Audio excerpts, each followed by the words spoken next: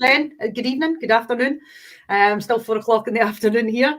Welcome everybody that is joining us live tonight for our last session, where we are looking at the Microsoft tools and how they can help with assessments in your classroom, whether that's primary school or whether that is high school. If you're watching us on demand on YouTube, then you can still put in some questions on Twitter. If you're watching us live, you can comment in the chat here on YouTube, or again, you can put anything out on Twitter. So I think we will get started tonight. I hope everybody's had a good day. It's almost the weekend. One more day to go. Are you sharing your screen, Ros? I am, yes. There we go. It's just taking a wee minute to come through. So for anybody who doesn't know, my name's Sarah Clark. I am a biology and science teacher over at Queen Anne High School in Dunfermline, and I'm on Twitter. You can catch me at SFM36. I've got 2 kids, who one of them will be returning home from school very shortly, so we may be disturbed. And I've also got a fur baby who is down the stairs at the moment, and he will probably disturb us at some point as well. Hence why I put that on the slide. Ros? I'm Rosalind Lee. I'm the Digital Development Officer in Education in North Ayrshire Council, and I am also a dog owner, but my dog is a bit older and will hopefully not disturb us because he's sound asleep at the moment. And you can catch me on Twitter at Ros Lee.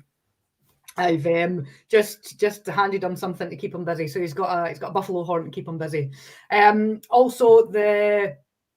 today this is session 4 of the assessment kind of block that we were doing. You can watch, if you've not seen any of the other ones, this one is standalone. Today we're going to be looking at reading progress and rubrics and how you can use these for your assessments.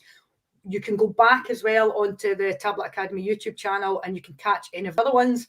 Last night we looked at the whole variety of different options that are within assignment and teams and how you can use them for assessment. We talked a little bit about PowerPoint and the versatility of PowerPoint for assessments, and alongside that we've looked at the data that Teams Assignments collects, how you can use that, how you can keep all your grades in one places, as well as a bit on forums and a bit on Flipgrid. So there's all these sessions that you can go back and watch if you want to catch up on them. There is a Microsoft Educator Centre code. We've put it in the chat and it's here on the slide as well. So if you're logging your CPD, particularly on the GTCS website, you can put it onto the Educator Centre, and then at the end of the year, you can download your transcript and you can upload everything there to your GTCS for your registration. So you just pop in that code to redeem it. But we're going to get started tonight looking at reading progress. So this is something that I would say, Ros, relatively new, maybe about 6 months it's been within Teams, would you say? Yeah, because it was in preview for a wee while, but it's only been fully there maybe for about the last 6 months. Mm-hmm. And I think it's something that, when you find out what it is, Ros is going to go through it, people tend to think about it being, for primary kids to assess their reading. I think it's definitely something that primary teachers will use very regularly. I think within a high school, our ASN department, we've shared this with our ASN department, we've shared this with our modern languages department. But I think for all subjects, there's definitely a relevance to knowing how well your students can read. I've got a couple of examples that I've been using it with my students, and it really gave some quite amazing data. Things that I hadn't really noticed as a teacher, particularly with my new students that were coming into class.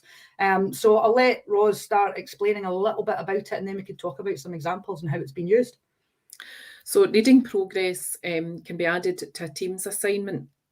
And within Teams, there is a library of texts that you can use.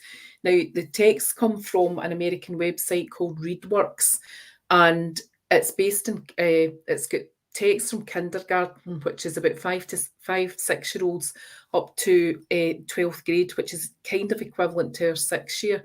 So there's a huge variety of texts available there. You can review the pupils' efforts, you can mark and return all within Teams, and the screenshot that you can see there is actually when a passage that's been marked, and you get all these insights, the different things which we're going to look at in a wee minute. And as Sarah said about supporting foreign languages, it supports, I think, round about 30 at the moment, but that includes French, Spanish and German.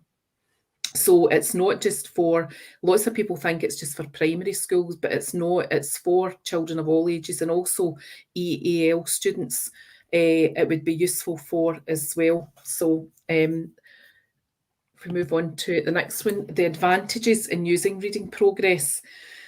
It's got differentiated texts. You can also upload your own text. You don't have to use the texts that are within reading progress. You can use your own texts. It empowers students to completely practice independently, because they don't have to do it in front of anybody. I've been working in a primary school in the last couple of days, and it's an open plan primary school, and it is incredibly noisy. And I was actually speaking to teachers today and saying to them, how do you actually do reading? How do you manage to listen? And they said it can be quite difficult. They did say that they kind of tend to filter out the noise after a wee while, but it's something that you could ask a student to do, to go away, maybe somewhere quiet within the school, and do that on their own. The corrections are all based on artificial intelligence, and when you edit, you can actually change if there's something that you don't agree with. Now, I have tried reading progress, and I have a real issue. I'm west of Scotland, and I have a real issue with my accent.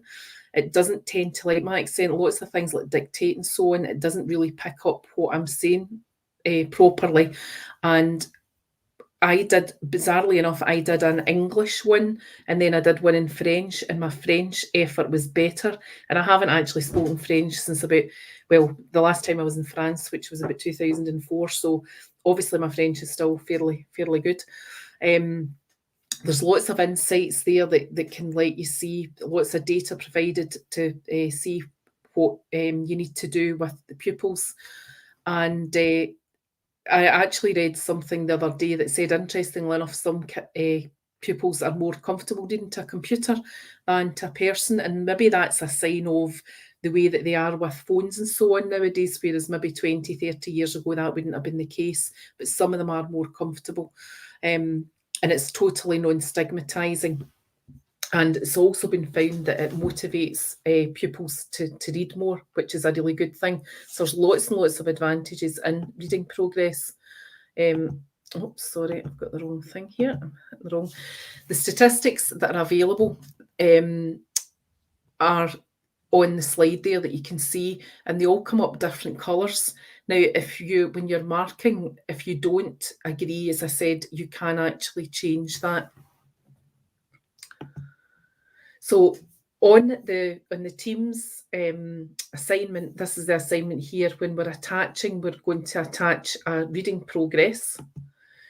You can put this information in. The reading levels, again, are American, so it's something that you would probably work out yourself, or if you had text of your own, you can upload in Word or PDF. You pick the genre and so on. They can have unlimited attempts, or you can give them 1 or 2 attempts. You can also give them a time limit on it, and also the pronunciation sensitivity. And I keep meaning to try that as low, because of my West of Scotland accent. As I say, it doesn't particularly like that. You can also have audio only. I was speaking to a French teacher before Christmas, and I was saying to her about using it. She was very, very keen to use it with her pupils. And I said, maybe in a secondary school, they wouldn't be so keen to do it in video. And she said, well, I don't know. She said, I think they probably would. And she said she would quite like to see them, because actually just to see their facial expressions and so on. I don't know if you've found that, Sarah. Are any of your pupils reluctant to do the video? Are they all quite okay? Yeah, I mean, I've only done it with a couple of classes, and any kind of video, when you ask them to put the video on, for as much as it's a generation that spend their life, taking pictures and put themselves on Snapchat, as soon as you say to them, we're going to record something and you're going to be in it, the panic sets in. You can see a lot of their panic on it. So there is that option where you can turn off the video, but I think it's quite good to build up their confidence in doing that. I kind of set it and say, no, I want you to do it. I've said to them that when they've done it with me, we've done it with the video and without, and I've said to them, put the video on. The only person that's seen it is me, and I know what your face looks like anyway. So what does it matter? And I try and them out of the comfort zone. I don't force anybody to do anything, but I think taking them out of the comfort zone, particularly when they come up to high school, just to get them used to it and help them build that confidence. What you then find is when they're later on in the year, I mean, we're only halfway through the year just now, but when they're later on in the year, you don't have as many resistors to doing the videos, whether it's on Flipgrid, whether it's for reading progress, whether they're doing a little news report or something. I find throughout the year, because I'm doing these kind of things, they're much better and more open to doing it. And then the aim by the end of the year is that they're confident enough to actually stand up and do it in front of their peers and other teachers and so on. So I start off with it off and then I turn it on later on in the year. Right. I think another thing that I didn't say earlier on is that when you do assign reading progress, it's only you and the pupil that see it. The video is not available to anybody else in the class. They can't see it. It's stored within the assignment. And obviously teams assignments go between you and your pupil, so nobody else is going to see their attempts. So once you've attached the reading progress to the assignment, you just fill in the rest of the details that you normally would, like when it was due and so on. Once they've turned the passage in, that's what it looks like. Again, it just looks like an ordinary assignment if you're familiar with assignments. The seeing who's turned things in and who hasn't. And this wee person here is obviously really good at learning because they've got 100%. So they've absolutely no mistakes at all, unlike the ones that I had there. And these are the colour codes for the different things that they've done wrong. I tend to repeat myself a lot. It's actually quite interesting as an adult doing this because, and I know Amanda and myself are going to be talking about PowerPoint Coach next week in some of the sessions, and that's another thing I find. It's quite interesting to hear what you say all the time. And it's also quite interesting to see that I tend to repeat myself as well. So it's a sort of learning experience for an adult as well as a pupil. When you send the report back to the child, you can either send it with the error summary or without it. So if the full report gives them everything, including what they've done wrong, the omissions and the repetitions and so on, and the simplified report is only their video and the passage with a mark on it. Okay. Just before we move on to the rubric stuff, Ros, so I have done this with my first year pupils. So when they came in, I've got a very mixed ability class in my first year, and what I was setting stuff and obviously getting to know them at the beginning of the year. And what I had done, so I used my own passage. I actually took something from the BBC website. So it was science-based. It was a news report. It was actually, I think it was when La Palma, the volcano erupted. So we've been talking about it. So I took, just copied some text from the BBC website, because often I'll maybe say to them, go onto the BBC website or go onto this website and read through the passage. And I thought, I wonder how they cope with reading something like that. So, because we get the reading scores through, but it means something. But to me, because I'm not sitting down and listening to them read, it doesn't mean as much as it maybe means to other teachers, particularly I think their primary teachers probably have a better idea. So I set it up. I took a screen, copied from the screen the text. I put that into a Word document and I saved that Word document and uploaded it to Reading Progress. And I gave them this assignment. Now, I set it up in the class and there was probably a little bit too much background noise. I think they needed to go into some little spaces to work on it on their own. Too much background noise and it affected the report at the end. But what I was really surprised about was I thought I had given them a passage that wasn't too long that they would have been able to read and cope with. And what I was getting back from it was that they were struggling with words. They were stopping it and doing it again. And I said to them, I just want it in one take. You know, the next time I set it, I said that they only had one chance at it. And I really got a feeling of, I'm probably giving them things that are way too big for them to read at the moment. And I probably need to guide their reading much more. I need to highlight words. So what it then did when I came back to teaching them was, when I put something up on the board saying, you're going to go to this website and I want you to read through the passage, I now pick out the keywords for them more than I did before with them, so that they can identify those words that are really important. I read through certain passages with them, so that they get an understanding of it. And it really gave me so much data on these students to then tailor my lessons to their needs much more than I was doing before. So it really highlighted for me what I was needing to do. And we're actually planning to do this with our advanced higher pupils as well. We've got a scientific paper we want them to read. Firstly, they have to have read it. So setting it up as an assignment and making them read it means that they actually do have to have read the paper that we're giving them. And again, there's going to be a whole load of scientific keywords that they're expected to know. And I want to know that they can pronounce them, that they're, when they're reading through it, that they're understanding it. And again, seeing how they are. These are 17, 18-year-old students. I'm assuming that they are going to be able to read this no problem, but it will be really interesting to see what comes back from them. So for the older ones, firstly, it's to make sure they actually do the task that I'm asking, read the passage, and then see what data that's highlighting for me as well. It's funny you saying that, because I was reading something the other week, and it was a teacher of about 12-year-olds, and he tried reading progress for the first time, and the word mathematician was in the passage, and he said he was shocked at how many of his 12-year-olds couldn't actually say the word mathematician. So it's I think your subject, obviously you've got big words, that are probably really difficult to say. So it's an interesting thing to be able to work out whether they can actually say the words, and that's quite a good ploy to get them to read the passage if they've got to do it in reading progress as well. They've definitely read it. And I think then that evidence as well, that if you're setting it at the beginning of the year and then you're working on all the techniques throughout the year to improve their reading and their pronunciation, then you can then see that difference that they've made, how they've improved over the year.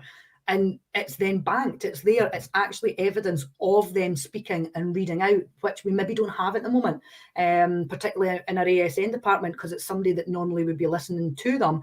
This actually then has it kind of banked for future, so that anybody can go in, be added to the team, member of staff could be added to the team and see that assignment as well, which is good. Yep. Right, so we're going to move on to rubrics. So rubrics are, I think they're maybe a lot more an American thing than a British thing. I've not really been aware of them being used in education, within the last 20 years or so. And if you say the word rubric to people, some people don't know what you're talking about. They've not, maybe they call it a different thing, I don't know, but some people aren't really aware of what they are. So rubrics are a great way of saving time. I think initially it takes a wee bit of thought to set them up, and they can take a wee bit of time, but they do save time because you can reuse them, and you can reuse them across your teams. It's not just within the one team. They are totally editable. You can change them. You could create something, create a template for something, one that you'll see in a minute. I've created for a PowerPoint, because that's one thing I want. It's junior classes, and I would want them to create PowerPoints at various points during the year. So what I'm looking for is the fact that they've done research, that they've given me so many facts, that they've put design on the slide. They've not used colours like yellow and pale blue and things that you can't read. So that kind of thing, I could use that template over and over again, and I could change if it was 5 slides I wanted them to create, or 6 or 7. I can just change that within the rubric. You can also put marks on or off, and you can give your marks a weighting. Sarah, do you want to talk about your... Yeah, so when you're setting up, it's something that I think in science we use rubrics a lot within science, particularly when we're doing like lab reports and research tasks and that. And when we're marking them, we're looking at whether students are within level 2 or level 3, whether they're bronze, silver, gold, and this really helps us to aid the marking. And because we used paper copies before, I've been transferring some of my paper rubrics over to the digital ones. And as you said, it can then be saved as a CVS file, and it can sit in the teams. So we can have all these files sitting in our staff team, and then people can just upload them themselves. So one person's maybe making up the rubric, but everybody else in the department can use them. So you can see there, that's the assignment, and you can see what it looks like with the rubric added. And it's really good for the kids too, because they can see the assessment criteria. So they can click on the rubric and you can see it, and they can see it. And then what you can do is I then use it for marking. So this was our stem cell presentation task that I had done. And you can see, I mean, the criteria goes down the left-hand side, and then what do they have to do for it to be good, to be fair, or to be poor? And I've assigned points to this one. So I think they just assigns 3 points, 2 points, 1 points kind of automatically to it.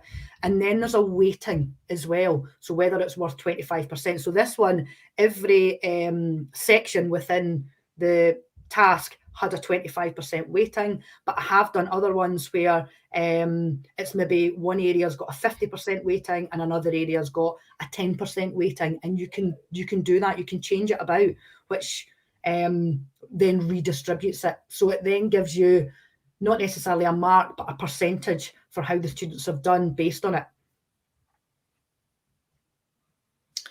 So if you were going to add a rubric on an assignment, when you click add rubric, you can have the option to use any. These are 4 that I had used in previous assignments. So you can choose from those ones.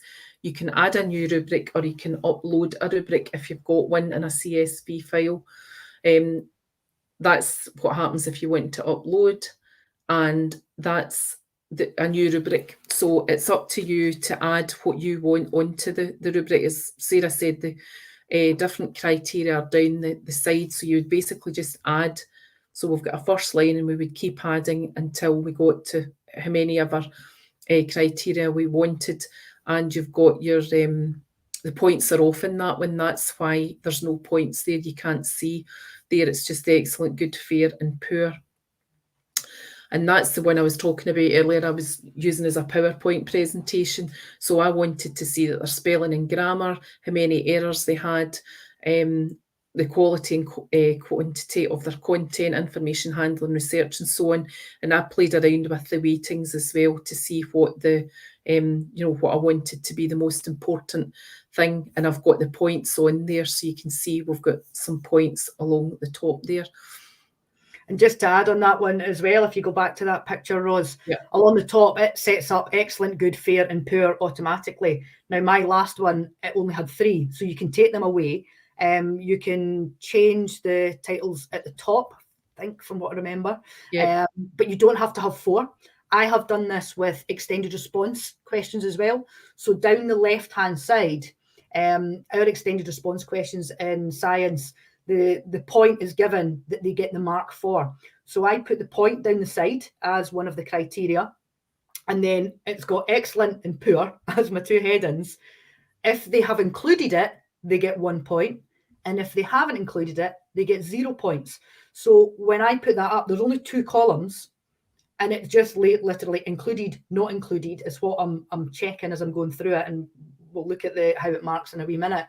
But I can go through and I can just say the student has done that one, they've not included that, they've included that, and it will add up the points because it's just 1 point or 0 points, give me the total at the end of it, and the students can see exactly what pieces of information they've included in their extended response, which is their essay, and what bits they haven't included. So they're getting the marking scheme afterwards. So when I set up that assignment for the extended responses, I edit my assignment once they've turned it in, and then I add the rubric for that. So it's used as a marking rather than giving them the criteria in advance. So it's just different ways that it can be used. Yeah. So I did it for national. I did it for our national 4 added value as well. So again, we've got all the criteria from SQA that tells us what the students have to achieve, and we did included, not included, and I've uploaded it. And because my students, some of them did it digitally, some of them did it paper-based, that's how I'm doing my marking now. So I'm not having to put in any big comments on that for them, and it's just a ticky box.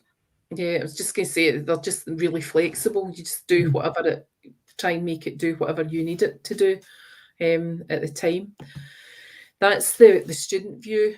When they go to the assignment to look at their assignment, they can click on the rubric, and that's exactly what they see. And it's obviously giving them their possible points, and it's giving them clear expectations as well. They know exactly what they have to do, and what, if they know that they have to get information handling, for example, they've got to use their own words, and if they just copy and paste the text, they're going to get 1 point for it. So it's pretty obvious to them what they need to do. If you're marking with a rubric, this was a PowerPoint, and if you notice along the left hand or down the left hand side here, we've got the name of the rubric, and we've also got an arrow here. Now, what you can do, you can actually make this, if you click on the arrow, it actually lets you see the whole rubric, and you can mark through the rubric. So if we go into the next one, you'll see at the top here, the criteria, spelling and grammar. So I can look at that and say, is it worth 5 points? Is it worth 1 point? And I highlight it, I click on it. So again, if I move on to the next slide, you'll see I've highlighted 2 points there, and I can then move on to the next. There's arrows up here at the top, and I can move backwards and forwards to the different criteria. And if I click on that one, that's actually, if I'd click the arrow to see the full rubric, and I can mark on that as well. I can click whatever part of it to highlight it, and then I would click done when I'd finished marking. And I know we'll probably come back to this because there's a session in a couple of weeks, I think, that we're doing on feedback as well, and we'll talk about rubrics then too, and how they've been used. But that previous picture that you had, Ros, if you kind of go back one picture, when I'm marking, the assignment is there that I can see, and I've got the student name, and I can have it just as that little bit down the right hand side, and I can just go from one criteria to the next criteria, flicking through. So I'm looking at the PowerPoint and I'm looking at the rubric at the same time and marking them. If it's a particularly large rubric, I can go just like that last picture that Ros had, where it expands the whole rubric up, and I'm just clicking through. But you will also see there's a bit there for feedback as well. So once I have selected however many points the student's getting because of what they've included or what they've not included, I can then put feedback for that particular part of it. I can put feedback for the whole assignment in the team, and send that back to the student. So it's quite flexible in how you're feeding back to them. But for assessing, it lets the student see what the criteria is if you upload it before. If you upload it after they have submitted it, then they get a copy of it as well. You can then easily go in and mark it. Everything then gets pulled through to the grades as well. So it's sitting in the grades. So again, it's this idea that it's all working together within teams and it's pulling it through. So we're doing it within science, we're doing it for research tasks. So when kids maybe are having to produce a poster or a PowerPoint or a sway on something, I've been using it for my National 4 added value. How I'm marking that, because some of them have submitted them digitally. I'm using it for extended response essay questions, looking at how many marks they're getting for those ones. I'm also trying to think what else I've used it for. Can't think how else. But for anything where the students are presenting it, I'm using them more and more and being able to save them, reuse them year after year. Yes, it's taken me time to make it up at the beginning and transfer it from what we've originally had it on and copying and pasting it all in. And sometimes I'm really having to think about how the rubric's set up, because it's not as obvious as when I'm doing it on paper. But once I've set it up and I know that it's working, then year after year, it's just making my time much quicker when it comes to assessing the students for it. So if you haven't used rubrics, I would say go on and have a little look at it. Have a try, set one up, have a try, mark a piece of work with it and see if it's saving you time and if the students like having the criteria there within the assignment for them to see. It's definitely something that's been around for a while. It's evolved and being able to save those files to reduce work. But I think that was my first year I went down to BET. So I think it was about 2018 rubrics came into play. So it's 2019, sorry, I think they started in 2019, so they have been around for a while, but we're probably not using them as much as we could. Just when you were saying there, Sarah, about the feedback, if we go back to that one, if you're doing the marking down the side, right down at the very bottom, you've got the feedback. And also when you finish marking with the rubric, you've still got your feedback on your actual assignment as you normally would have. And I've said in that bit, the overall assignment part, I've said to them, have a look at the individual feedback within the rubric. So telling the students that I'm not giving you masses of feedback in this bit, but if you go into the rubric, you'll see the specifics that you've done, not done, and that's where I'm putting my feedback in for each criteria. Okay. And we're early tonight. We've come up early tonight. So if anybody, again, there's nothing coming up in the comments chat just now, so I think we've not got any questions, but if anybody wants to ask us anything, at any point, then, and you're using Twitter, then please at Tablet Academy SC, or you can tweet myself and Ros at any point let us know how you're using rubrics in your class. It would be great to get ideas from different parts of the curriculum, primary school teachers, high school teachers, as well as to how you're using and whether or not you're finding them beneficial, and sharing that out with people. And there's in the chat as well, we've got our MET code for you to redeem that, as well as a little bit of feedback. There is a survey form. It would be great to get some feedback on the assessments. If you've joined any of our sessions, or if you're watching them back, it would be great to get some feedback as to whether or not you thought they've been beneficial for you. And next week, I think, Ros, we are starting our kind of presenting one. Yeah, Amanda and I have got the presenting like a pro next Monday at 4, and then Thursday at 7:30. So we've got 2 coming up next week, and then the week after that. So we've done 2 so far. We've done our planning, we've done assessment. Next week we're doing presenting. I think the week after that is feedback, and that's a fortnight actually, feedback fortnight, and then we'll be finishing off with looking at an ESN specialism as well. So keep a wee eye on the Tablet Academy website for all the events. You can sign up at any point. And thanks for joining us today. Enjoy the rest of your evening. Good night. Good night.